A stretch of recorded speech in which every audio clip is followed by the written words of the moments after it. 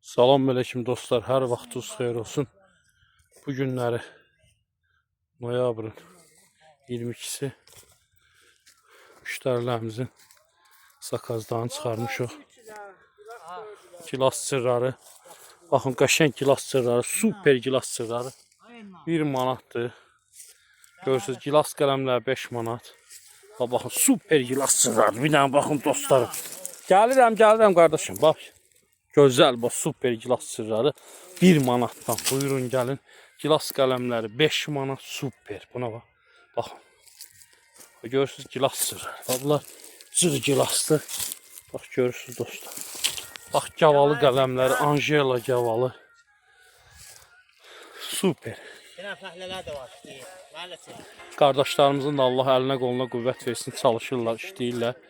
Allah əllərinə qollarına qüvvət versin, işləyirlər. Allah Teala hamısını ruzusunu, bərəkətini versin bizdən.